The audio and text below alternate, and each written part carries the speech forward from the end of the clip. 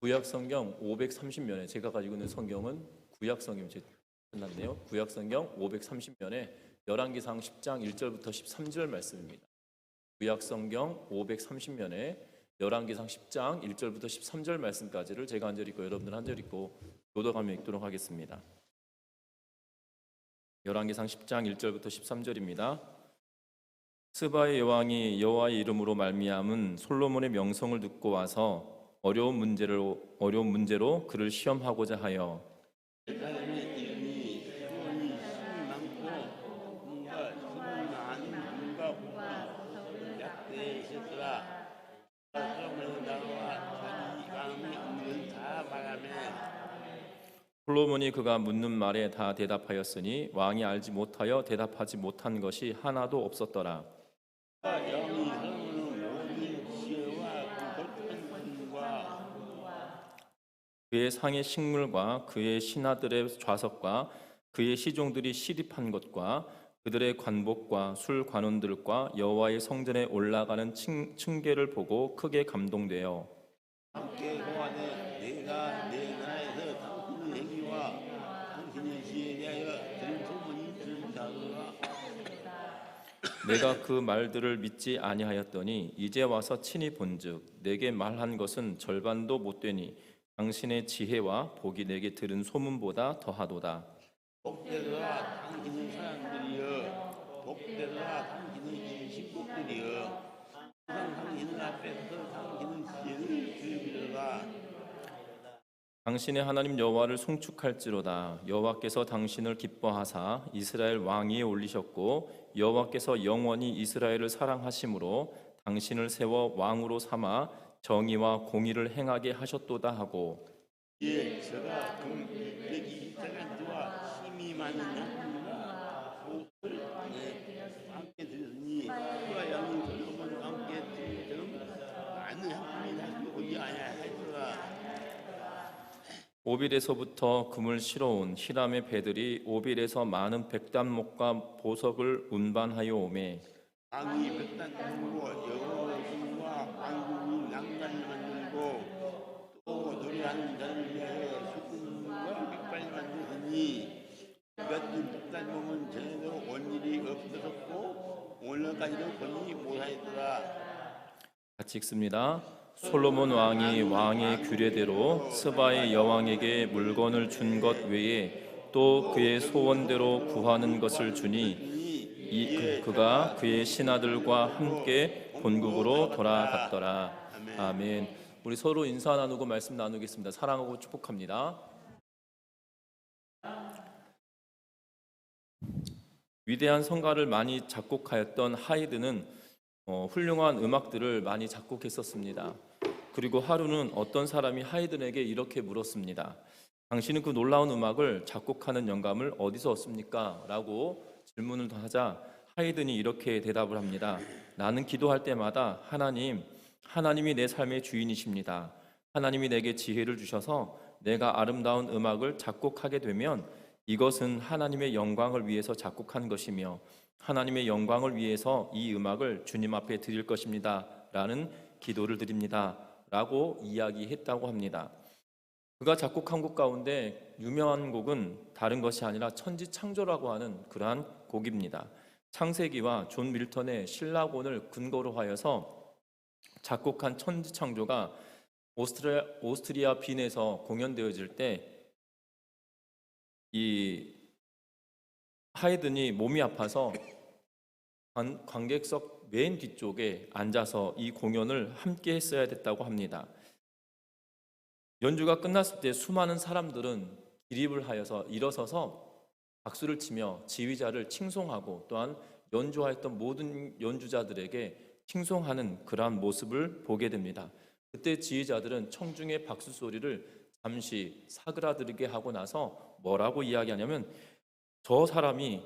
저분이 이 놀랍고 아름다운 음악을 작곡했습니다 라고 하며 하이든을 지목하게 되었습니다. 그러자 사람들은 고개를 뒤쪽으로 향하여서 하이든을 보며 정말 찬사를 올리며 높은 박수를 치기 시작했습니다. 그때 하이든 또한 청중들의 박수 소리를 중단시키고 이렇게 말했다고 합니다. 나는 아무것도 아닙니다.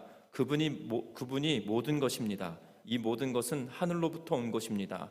주님께서 나에게 지혜를 주셨습니다. 그분께만 영광을 돌리십시오라고 하며 하나님께 감사하였을 뿐만 아니라 음악을 들었던 또한 박수를 치고 있는 청중들에게 하나님께만 영광을 돌려달라고 부탁하는 그러한 일화가 있습니다. 특별히 오늘 성경의 말씀에 보면 열왕기 상의 이 말씀은 솔로몬이 성전을 건축하고 또한 성전을 다 짓고 또한 그가 거처했던 왕궁을 짓고 난 이후에 히람과의 관계들 그리고 솔로몬의 명성을 통하여서 스바의 여왕까지 오늘 예루살렘으로 올라가서 솔로몬을 만나고 있는 그러한 모습을 보게 되는데요. 중요한 것은 오늘 앞에서도 말씀드렸던 것처럼 모든 것이 하나님께 영광을 돌려줘야 된다는 것입니다. 교회가 존재하는 목적도 거기에 있다는 것이지요. 저와 여러분들 통하여서 교회 공동체도 하나님의 살아계심을 드러내고 하나님의 임재하심을 나타내고 하나님께서 우리와 함께하심을 드러내는 그러한 공동체가 되어서 하나님께 영광만 돌려드리는 믿음의 공동체가 되기를 주의 이름으로 부탁드립니다. 솔로몬이 그의 인생을 살아오면서 오늘 성경 말씀에 보면 이 9절 말씀에 당신의 여호와를 송축할지로다 라고 이야기하며 스바의 여왕이 찬양하고 있는 것을 보게 되는데요. 마치 안 믿었던 하나님을 알지 못하는 스바의 여왕조차도 하나님을 찬양하고 있듯이 우리 전미중앙교회 온 성도들을 통해서 믿지 아니하는 우리 지역사회의 사람들까지도 하나님의 살아계심, 하나님께서 살아계심을 증거하고 드러낼 수 있는 우리 모두가 되기를 주의 이름으로 부탁드립니다. 오늘 여러분들 이 말씀을 들으실 때 오늘 스바의 여왕이 솔로몬에게 찾아오고 있는 내용들을 보게 되는데요. 먼저 우리가 궁금한 것은 스바라고 하는 지역이, 스바라고 하는 땅이 어디에 있냐는 것입니다. 제가 사진을 하나 준비했는데요. 다음 페이지 보여주시면 스바의 여왕이 솔로몬을 찾아왔을 때 한 그림을 그려놓은 것과 이 스바라고 하는 지역을 나타내고 있습니다. 여러분들 지도상으로 보시면 아래쪽에 이렇게 이 니은자처럼 물이 꺾여 있는데요. 이 니은자의 옆에 축처럼 보여지는 곳은 홍해바다이고요. 그리고 그 밑으로 꺾여 있는 듯한 곳이 바로 아덴만 우리가 이 여명의 명이 하여튼 있었지 않습니까? 아덴만에서 이 부장하고 납치됐던 이 배를 다시 구출해냈던 이 사건이 저기에서 일어났었는데요. 저 좁은 해역을 두고 원래는 역사학자들은 이렇게 말합니다. 이 니은자 위쪽에 있는 지역이 지금으로 말하면 예멘이라고 하는 나라가 거기에 있어요.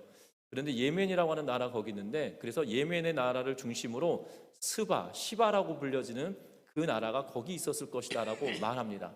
그런데 1세기의 역사학자였던 요세푸스는 뭐라고 이야기하냐면 지금 이쪽 홍해바다 밑쪽에 치열해져 있는 이 부분은 지금 이디오피아와 그리고 이디오피아 그 인근의 나라인데요.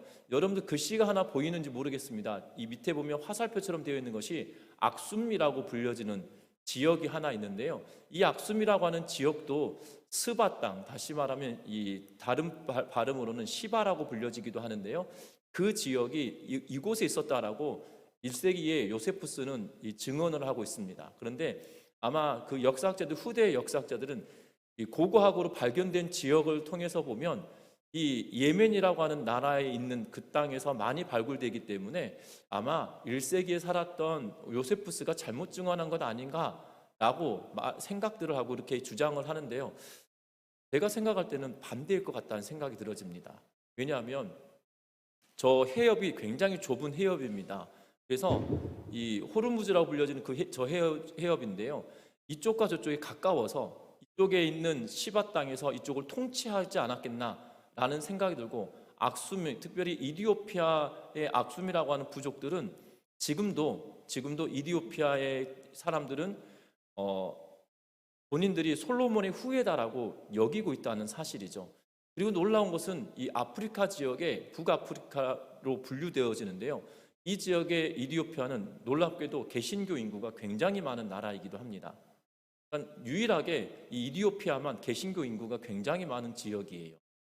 그래서 이 사도행전을 보면 나중에 사도행전도 그리고 나중에 이 1차 세계대전을 전후로 하면서 이곳에 복음이 증거되어지는 사건을 통하여 개신교인들이 굉장히 늘어난 정황들이 있지만 그 땅에도 여전히 솔로몬의 후예다라고 여기면서 살아오는 사람들이 있기에 요세푸스의 견해가 더 맞지 않겠나. 그리고 고고학이라고 하는 것이 발굴이 안 될 수도 있고 없을 수도 있고 또한 완전히 파괴되어질 수 있기 때문에 이 모양이 맞지 않겠냐라고 이 학자들은 말하고 있는 것을 보게 되고, 사실 저 그림은 이 한국말로 번역된 그림은 전혀 없더라고요. 그래서 여러분들 생각하실 때 스바라고 하는 지역이 저 지역이다, 이집트 북부나 이집트 지역, 에티오피아 지역이나 아니면 예멘 지역이 함께 붙어 있는 그러한 지역일 거다라고 추정하면 될 것 같습니다. 특별히 우리나라에도 이 삼국시대를 연구하는 분들 가운데 이렇게 주장하는 분들도 계시거든요. 백제라고 하는 나라가 이쪽 대한민국의 이 호남 쪽을 축으로 있는 나라만이 아니라 중국의 일부 지역도 백제가 통치했을 것이다 라고 주장하는 학자들도 있는 것처럼 아마 저렇게 형성된 것이 아니겠나라는 생각이 들어집니다. 그러면 다음 사진을 지어주시면 될 것 같습니다. 여러분 머릿속에 스바라고 하는 지역이 저기다라고 생각하고 그 밑에서부터 위에까지 쭉 스바 여왕이 올라오게 되어지는 것을 보게 됩니다. 특별히 1절 말씀부터 3절 말씀까지 같이 한번 읽어보겠습니다. 같이 읽습니다. 스바의 여왕이 여호와의 이름으로 말미암은 솔로몬의 명성을 듣고 와서 어려운 문제로 그를 시험하고자 하여 예루살렘에 이르니 수행하는 자가 심이 많고 향품과 심이 많은 금과 보석을 낙타에 실었더라. 그가 솔로몬에게 나아와 자기 마음에 있는 것을 다 말하매 솔로몬이 그가 묻는 말에 다 대답하였으니 왕이 알지 못하여 대답하지 못한 것이 하나도 없었더라. 아멘. 스바의 여왕이 여호와의 이름으로 말미암은 솔로몬의 명성을 듣고 어려운 문제를 가지고 시험하려고 한다라고 1절에 기록해 놓고 있는 것을 보게 됩니다. 스바 여왕의 방문은 솔로몬의 명성 때문에 고대 근동의 지역에 널리 퍼졌다는 사실을 우리는 이 본문을 통해서만으로도 알 수 있다는 것인데요. 이 지역의 스바 땅까지도 솔로몬의 명성이 전하여져서 그가 많은 향료와 금과 보석을 가지고 올라오게 되었던 것을 보게 됩니다. 여러분 앞에서 지도를 통해서 보여주셨던 것처럼 이 스바라고 하는 지역은 이 바다를 끼고 있는 나라이기 때문에 무역이 굉장히 발달한 나라입니다. 그래서 향료도 그리고 금도 보석도 무역을 통하여 축적되어졌던 걸로 보여지는 나라인데요. 그리고 죄송한데 진희쌤 앞에 사진 다시 한번 보여주시겠습니까? 여러분들 이 홍해 맨 위쪽에 보면 이 V자처럼 살짝 파져 있는 곳에 이 우측에 들어가 있는 그곳을 에시온 게벨이라고 해서 여러분들이 보이실지 모르겠습니다. S.G라고 써 있는 게 에시온 게벨이라고 하는 지역을 두고 있어요.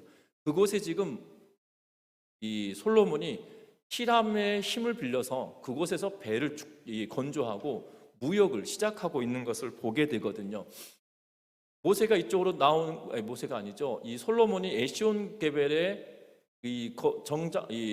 정박하고 있는 배를 통해서 무역한다는 것은 결국 뭐냐면 지금 이 지중해 연안만을 무역을 하겠다는 의미가 아니라 이제는 인도양 쪽으로까지도 이 무역을 시작했다는 의미를 포함하고 있기 때문이죠.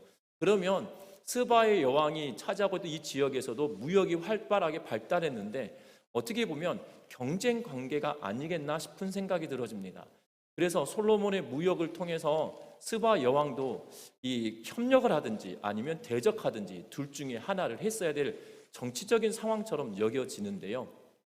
어찌되었든 저 위에 있는 에시온 게벨에서 솔로몬이 배를 건조하고 그곳에 항을 두고 이 인도양 쪽으로 이제는 무역을 시작하려고 하고 있는 모습을 보게 되고, 실제로 저 에시온 게벨에서부터 오빌에까지, 오늘 마지막 본문 13절이었나요? 13절에 보면 오빌에서 금을 실어온다는 의미는 이 오빌이라고 하는 지역은 에시온 게벨에서부터 출발했던 배들로 인하여서 얻어진 걸로 추정하고 있는 것을 보게 됩니다. 이 오빌이라고 하는 지역이 어딘지 아무도 모릅니다. 그냥 성경에 기록되어져 있기 때문인데요. 오빌이라고 하는 지역에서 금도 많이 가져왔다라고 이야기하고, 역사학자들은 여기다 저기다 말들을 많이 하는데 그냥 이론일 뿐이고 그들의 각각 가지고 있는 가설들일 뿐인데요, 정확하게 오빌이 딱 여기다라고 말할 수는 없는 것처럼 보여집니다.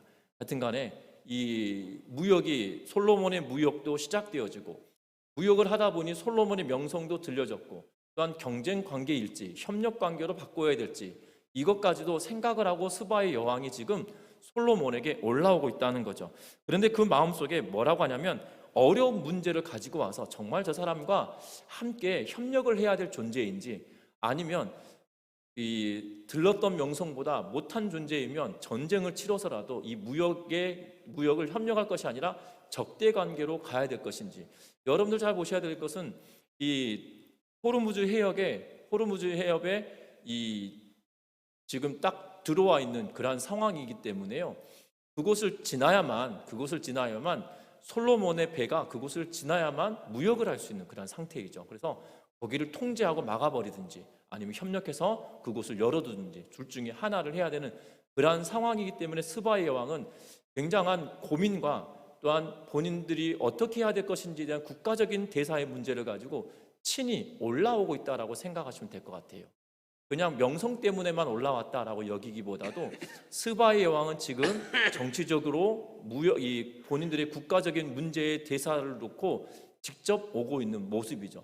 마치 지금으로 따져보면 이 두 나라 간의, 양국 간의 이 정상들이 이 회담을 하는 그러한 모양새다라고 생각하면 될 것 같습니다.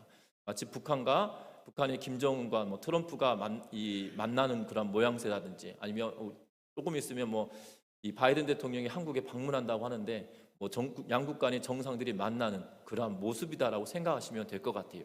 그만큼 현안적인 문제나 여러 가지 국가적으로 협력해야 될 문제가 될 만한 것인지 아닌지, 그것을 견주어 보기 위하여 지금 올라왔다는 거죠. 오늘 본문에 말하는 어려운 문제라고 번역되어 있는 이 단어는 사실 수수께끼라는 의미가 더 강할 것처럼 여겨집니다. 특별히 수수께끼를 내므로 그가 어떻게 대답을 할 것인지에 대하여 궁금한 거죠. 어려운 문제를 낸다고 하여도 솔로몬이 지혜롭기 때문에 풀어낸다라면 풀어낼 수 있는 거겠죠. 그런데 의미를 담고 있는, 비유적으로 표현하고 있는 그 수수께끼들을 풀어낸다는 것은 쉬운 일이 아닌 것 같다라는 생각이 들어집니다. 사극을 통해서도 중국의 사신들이 조선 땅에 오거나 아니면 고려 땅에 와서 인재들을 시험할 때 어떻게 시험합니까? 잘하는 문제들을 시험하는 것이 아니라 수수께끼 같은 문제를 내놓고 그 문제를 어떻게 답하느냐에 따라 조선 땅에 아니면 고려 땅에 위대한 인물이 있구나라고 평가하고, 사신들의 모습이 거만했던 것이 겸손해지기도 하고 겸손했던 것이 거만해지기도 하는 그러한 모습을 우리는 사극을 통해서도 보게 되는데, 마치 그러한 이유들처럼 수수께끼와 같이 비유적인 문제를 가지고 와서 솔로몬에게 이야기를 합니다. 그런데 놀라운 것은 3절에 솔로몬에게 묻는 말들마다 다 대답을 해냈다라고 이야기하고, 왕이 알지 못하여 대답하지 못한 것이 하나도 없다라고 이야기하고 있는 것을 보게 된다는 겁니다. 놀라운 것은 하나님이 그에게 지혜를 주셔서, 오늘 성경의 말씀의 1절에 보면 여호와의 이름으로 말미암은이라고 하면서 솔로몬을 이야기할 때 여호와로 말미암은이다라고 말하고 있다는 거죠. 결국 하나님께서 그를 택하시사 그를 왕으로 세우셨고 그에게 지혜까지 주셨다라고 알고 올라왔는데, 그 말이 참말이었다는 것을 그가 경험하고 있는 그러한 말이기도 합니다. 그런데 더 놀라운 것은 무엇이냐면, 솔로몬에게 질문을 던질 때마다 모든 것을 다 대답해 냈기에 거기에서만 먼저 놀랐을 뿐만 아니라 4절부터 시작하여서 보면 그의 반응은 더 대단합니다. 4절에 보면 스바의 여왕이 솔로몬의 모든 지혜와 그의 건축한 왕궁과 그 상의 식물과 그의 신하들의 좌석과 그 시종들이 시립한 것과 그들의 관복과 술 관원들과 여호와의 성전에 올라가는 층계를 보고 크게 감동하였다라고 이야기하고 있는 것을 보게 됩니다. 솔로몬이 대답을 해내는 것으로만 놀란 것이 아니라 솔로몬의 지혜뿐만 아니라 그가 건축하였던 왕궁을 보고도 놀랬다는 거죠. 그리고 그가 함께 식사할 때마다 상 위에 올려져 있는 식물들, 먹을거리만 보더라도 놀랬다라고 이야기하고 있는 것입니다. 심지어 솔로몬의 신하들이 앉아있는 좌석들, 의자들 뿐만 아니라 그 시종들, 왕의 참모들 옆에 서 있는 시종들이 서 있는 모양새도 의미가 있게 서 있다라는 것이고, 또한 그들이 입고 있는 관복도, 그리고 술 맡은 관원이 술을 따라줄 때마다 느껴지는 그 놀라움을 금알지 못하고 있는 것을 보게 된다는 거죠. 특별히 술 맡은 관원이다라고 표현할 때 이 표현을 하고 있는데요. 이 설교 준비하다 보니까 한 설교가가 이런 표현을 썼더라고요. 어떤 표현이냐면, 술 맡은 관원인데 어떤 느낌이냐면 이런 느낌이라는 거예요. 우리 뭐 포도주 같은 걸 이렇게 맛을 보시는 분들 있잖아요. 그런 분들처럼 탁월한 사람이다라는 거죠. 세상에 한둘밖에 없을 만한 사람이 여기 있네 라는 느낌, 뭐 그런 느낌이다라고 이 설교문 가운데 그런 기록이 있던데요. 그 말이 표현할 때 지금 우리의 모습으로 본다면 그럴 것 같습니다. 마찬가지로 이 술 맡은 관원을 보고 놀란 것이 아니라 그가 가지고 있는 이 포도주나 음료에 관한 지식과 풍부한 지식과 맛을 해석해내는 능력이나, 그리고 이것이 무엇이다라고 설명해 줄 수 있는 능력, 그런 것을 표현하고 있는 것처럼 보여진다는 거죠. 그리고 성전으로 올라가는데 하나님께 제사 드리기 위하여 성전을 지었다라고 이야기하며 성전도 보여주었는데, 그 층계, 올라가는 층계를 보니 엄청 놀랐다는 것입니다.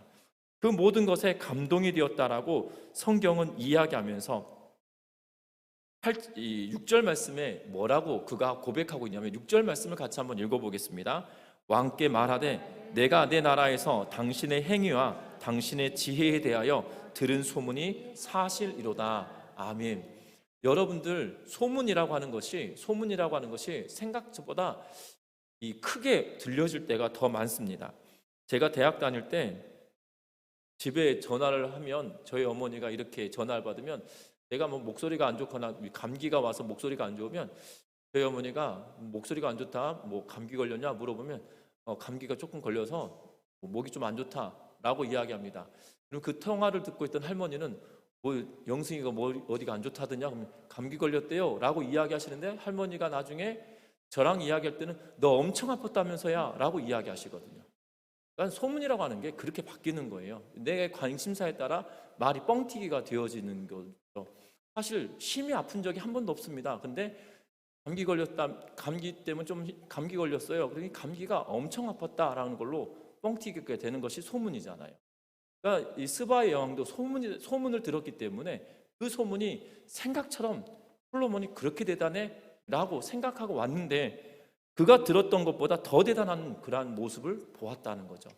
그러면서 지금 솔로몬이 보여줬던 이 모든 것을 듣고 나서 7절에 뭐라고 이야기하냐면, 내가 그 말을 믿지 않았다라고 이야기하고 있어요. 소문을 들었는데 나 그 말 못 믿었다.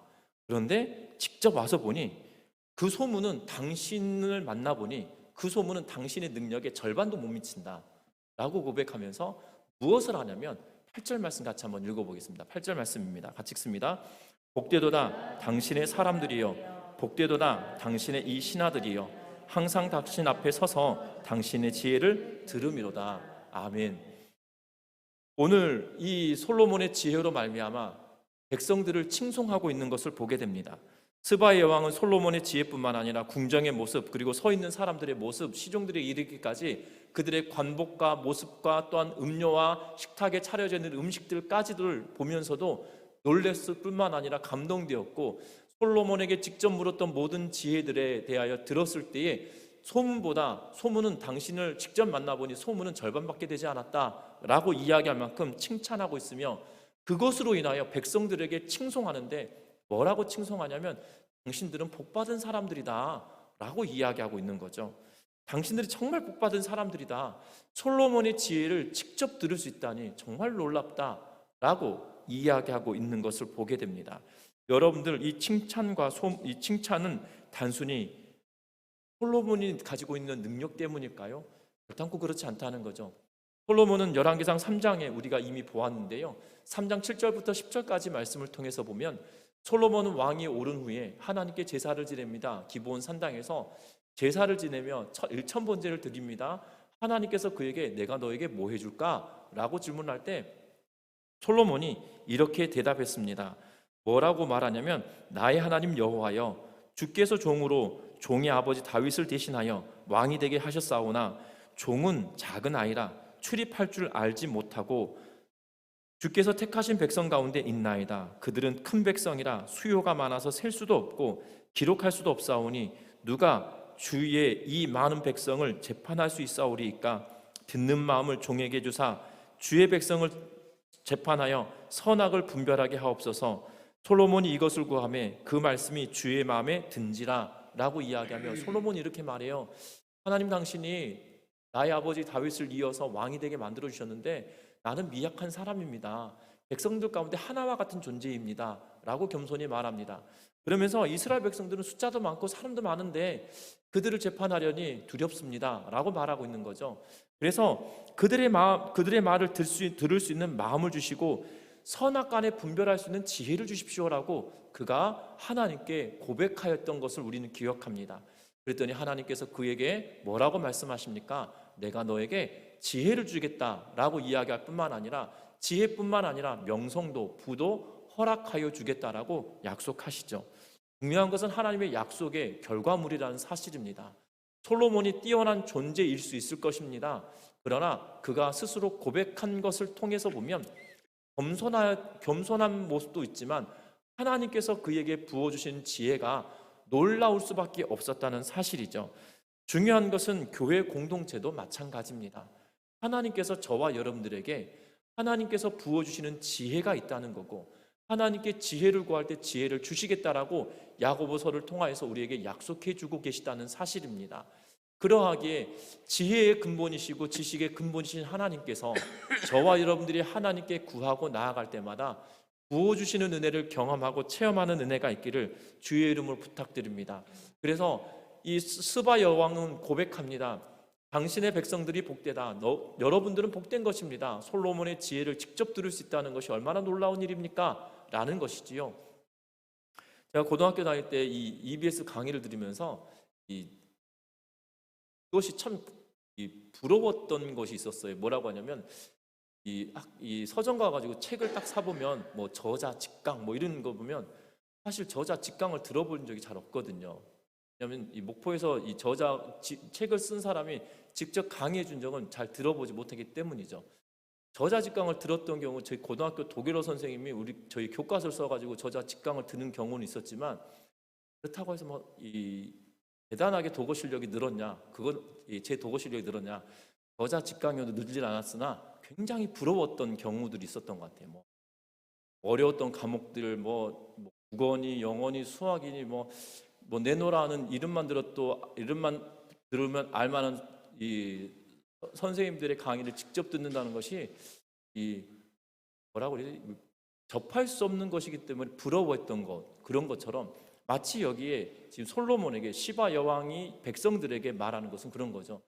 우리 백성들은 당신의 왕에게 직접 들을 수 없는데 당신들은 진짜 이 사람에게 직접 들을 수 있다니 놀랍다라고 칭송한다는 겁니다.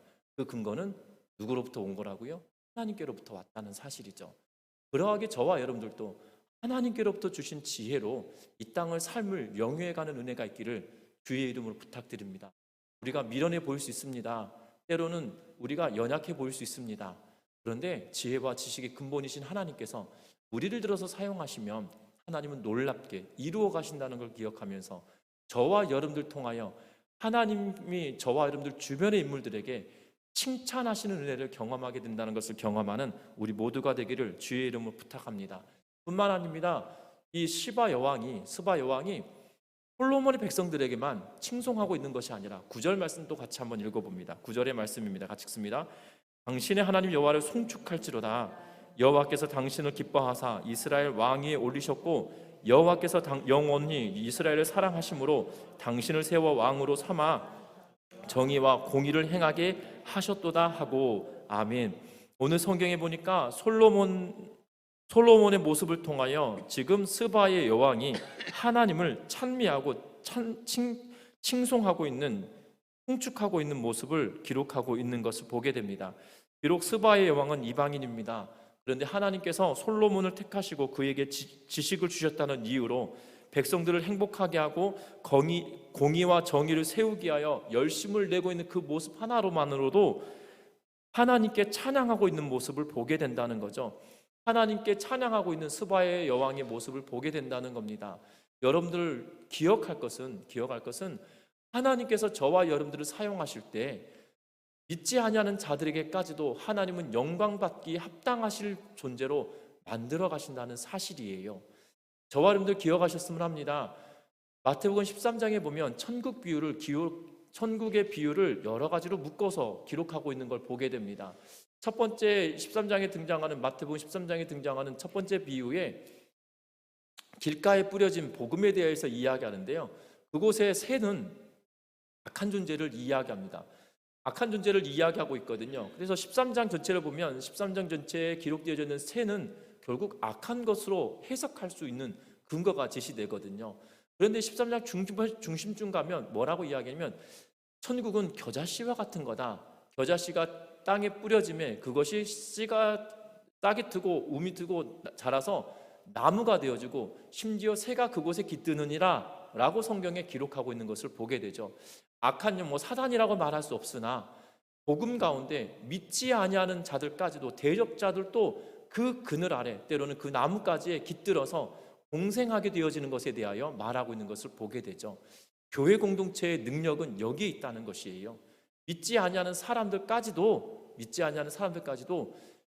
교회의 공동체의 은혜를 경험하고 하나님의 사랑을 경험하게 만드는 역할이 저와 여러분들 통해서 이루어질 뿐만 아니라 그렇게 만들어 가실 리가 바로 하나님이시란 사실이죠. 지금 스바의 여왕은 찬양합니다. 하나님이 정말 놀랍다. 너를 왕으로 세우시고 너를 이렇게 만들어 가셨던 것은 전적인 하나님의 능력이다라고 이야기하죠. 그래서 여호와께서 당신을 기뻐하사 이스라엘 왕위로 올리셨고 여호와께서 영원히 이스라엘을 사랑하심으로 라고 하면서 하나님이 이스라엘을 사랑하셔서 당신을 세우신 거고 그 하나님이 지금 함께 하는 것 아니냐라고 이야기하며 그리고 하나님께서 당신과 함께 하기에 당신이 백성들을 위하여 정의와 공의를 베풀고 있는 것이다라고 칭찬하고 찬양하고 있는 것을 보게 된다는 거예요. 우리 전미중앙교회 교회 공동체도 이러한 은혜가 있기를 주의 이름으로 부탁합니다. 우리 주변에 믿지 아니하는 사람들까지도 정말 전미중앙교회 때문에 우리가 덕보고 살아.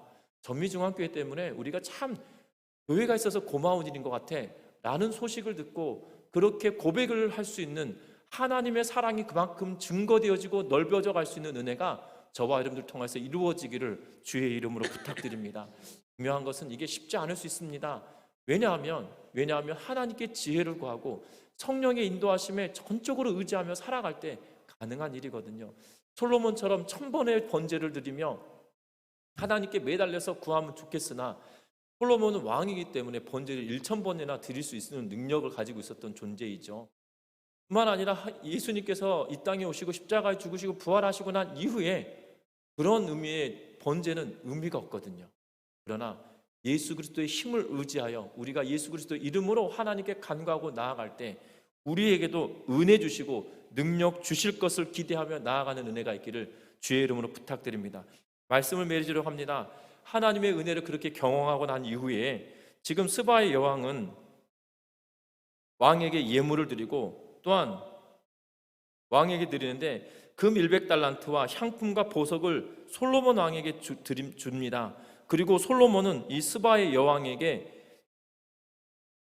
이 12절 말씀에 보면 백단목으로 여호와의 성전과 이 만들었던 내용들을 보게 되어지고요. 또 스바의 여왕에게 물건을 내어주는 그러한 내용을 13절에 기록해 놓고 있는 것을 보게 됩니다. 그런데 우리가 오늘 본문을 통해서 보면 이 11절의 문제예요. 문제라기보다도 11절이 해석이 되지 않은 부분이죠. 왜냐하면 오빌에서부터 금을 실어온 히람의 배들이 오빌에서 많은 백단목과 보석을 운반하여 오매라고 이야기하면서 11절하고 12절에 왕이 백단목으로 여호와의 성전과 왕궁의 난간을 만들고 또 노래하는 자들을 위하여 수금과 비파를 만들었으니 이 같은 백단목은 전에도 온 일이 없었고 오늘까지도 보지 못하였다라는 기록을 해놓고 있어요. 이 본문의 11절과 12절은 어떻게 보면 11절과 12절 말씀 어떻게 보면 스바의 여왕이 지금 와서 솔로몬과 대화를 나누고 그리고 백성들을 칭송하고 하나님을 찬양하고 그리고 솔로몬에게 예물을 드리고 솔로몬에게 예물을 받아서 13절에 보면 돌아가고 있는 내용을 이야기하고 있거든요. 그런데 스바의 여왕과 전혀 상관없는 내용을 11절과 12절 말씀을 여기다 딱 중간에 끼워 놓고 있어요. 열왕기상의 저자가 무슨 의도를 가지고 여기다 넣어 놓았는지 굉장히 고민되는 이 본문인데요. 근데 11절과 12절 말씀은 결국 뭐냐면 무역에 관한 이야기잖아요. 솔로몬 때에 지금 오빌이라고 하는 곳에서 백단목을 가지고 왔다라고 이야기하는데 이 백단목이라고 하는 표현인데요. 이 수금과 비파라고 하는 단어 때문에 왜냐하면 백단목으로 수금과 비파를 만들었다라고 표현을 하고 있어서 그런데 당시 이 역사학자, 고고학자들이 발굴해내는 이 비파나 이런 것들은 백단목이라고 하는 것이 아니라 인도 쪽에서 온 목재들을 가지고 만들었던 걸로 밝혀져서 이 오빌이라고 하는 지역이 이 인도에 있는 한 지역이 아니겠냐라고 추정을 하면서 인도에 있는 아름다운 나무들 가운데 단단한 나무가 온 것 아니겠냐라고 말하는 분들도 있는데요. 근데 그것이 오빌이 어디 지역이다 이걸 말하고 싶은 것이 아니라 지금 인도까지 지금 에시온게레벨에서부터 호르무즈 해역을 거쳐서 인도양을 쭉 타고 가서 인도까지 무역을 시작했다는 것이 방점이 있는 것 같아요. 왜냐하면 스바 여왕이 어디를 지배하고 있다고요? 이 호르무즈 해역을 지배하고 있었던 시기였다는 거죠. 앞에서도 지도에 보셨던 것처럼 양쪽에 이 바다를 끼고 양쪽에 나라를 이루고 있어서 그 지역을 지나야만 하는 상황인데요. 결국 무엇입니까? 오늘까지도 이전에도 온 적도 없고 이후에도 온 적도 없다라고 하면서 결국 이 예물을 드렸다고 하는 것은 협력 관계가 되었다라고 말하고 있는 것을 보게 된다는 겁니다. 여러분들 이 본문은 결국 중요한 것 같아요. 무엇이 중요하냐면 하나님을 알고 돌아갔던 스바의 여왕이 솔로몬과 교역을 하면서 하나님을 찬양했고 하나님을 섬기는 솔로몬을 통하여서 그가 문호를 개방하고 하나님을 믿는 솔로몬과 교류를 함으로 말미암아 그 또한 그 은혜를 함께 공유하고 있는 것을 우리에게 보여주는 그러한 대목이라는 사실이죠. 저와 여러분도 기억하셨으면 합니다. 교회 공동체의 능력은 여기에 있다는 거예요. 지금 스바의 왕이 솔로몬과 교류하며 그가 하나님의 은혜를 함께 나누고 있는 것처럼 비추어지고 있다는 거예요. 하나님을 찬양하는 것으로 끝나는 것이 아니라 예물을 드리고 예물을 받아가는 것으로 끝나는 것이 아니라 무역을 하고 교류를 하고 협력함으로 인하여 선한 영향을 받고 있는 그런 모습을 이 열왕기상 저자는 우리에게 보여주고 있다는 사실이죠. 말씀을 맺으면서 우리가 기억할 것은 결국 교회 공동체가 하나님의 뜻과 하나님께 간과하며 나아갈 때마다 우리를 통하여 하나님은 놀라운 일들을 행하시는데 중요한 것은 저와 여러분을 통하여 안 믿는 사람들에게까지도 선한 영향력을 미칠 수 있는 은혜가 우리를 통하여 이루어진다는 거예요. 그것을 기대하면서 믿음 생활에 갈 수 있는 우리 전묘중학교 성도님들 되시기를 주의 이름으로 부탁드립니다. 우리끼리 모여서 하나님을 높이고 찬양하는 것을 그치는 것이 교회 공동체의 전부가 아니에요. 교회 공동체를 세우신 목적은 저와 여러분을 통하여 하나님의 뜻과 의지가 이 땅 가운데 실현되는 거예요. 하나님의 정의와 공의가 이 땅에 실현되어지는데 어떻게 실현되어지느냐? 우리가 믿음으로 살아내면서 하나님의 은혜를 구하고 하나님이 우리 가운데 역사하신 걸 통하여 믿지 아니하는 사람들이 그것을 목도하게 되어지고 스바의 여왕이 솔로몬의 왕궁과 모든 나라들이 돌아가는 상황들을 보고 솔로몬의 지혜를 보고 또 하나님을 섬겼던 그러한 모습을 보면서 그에게까지도 선한 영향력을 받게 되었다는 것, 거기에 이 박점이 있다는 거죠. 저와 여러분들도 하나님의 말씀을 부여잡고 믿음으로 살아냄으로 말미암아 저와 여러분들 통해서 믿지 아니하는 사람들도 선한 영향력을 그리스도인들을 통하여 얻어가는 은혜가 있기를 주의 이름으로 부탁드립니다. 역사적으로 이런 일들이 있었습니다. 1907년 평양 대부흥운동이 일어났습니다. 1907년 평양 대부흥운동이 일어났는데요. 당시 대한민국의 인구 가운데 기독교인들은 1%가 채 되지 않았습니다. 1%가 채 되지 않았어요. 그리고 평양은 무엇이냐면 이 속담에 그런 말 있잖아요. 평안감사는 자기가 싫으면 안 간다. 이 평안감사를 속담에 끼워놓고 있는 이유는 평양 땅에 우리나라 유일하게 기생학교가 거기에 있었다고 합니다. 평양은 기생학교가 있는 지역이었거든요. 지금처럼 뭐 몸을 파는 사람이다 생각하시면 안 된다라고, 이 기생은 다르다라고 이야기하는데요. 예인을, 다시 말하면 예술가들을, 음악하는 사람들을 키우는 곳이다라고 이야기하는데, 어찌되었던 평안감사가 좋은 의미든 나쁜 의미든 가기가 싫으면 안 간다고 했던 것은 그 평양 땅 때문에 그렇다는 거예요. 그랬던 곳인데요. 평양 대부흥운동이 일어나고 난 이후에 어떤 일이 벌어지냐면, 평양 시내에 주일이면 상점을 열지 않아요. 이것이 한국 교회사 역사책에 기록되어져 있는 내용입니다. 1%가, 한국 교회의 1%가 채 되지 않았던 그리스도인들인데, 평양 대부흥운동이 일어나고 나서 시장 상인들이 주일날 문을 다 걸어 닫은 거예요. 근데 그들이, 시장 상인들이 다 예수 믿었냐? 시장 상인들이 예수 다 믿지 않았다는 거죠. 왜냐하면 인구가 1%가 채지, 기독교 인구가 1%가 채 되지 않았는데, 상점 100개 가운데 1%면 하나잖아요. 비율로만 따져보면.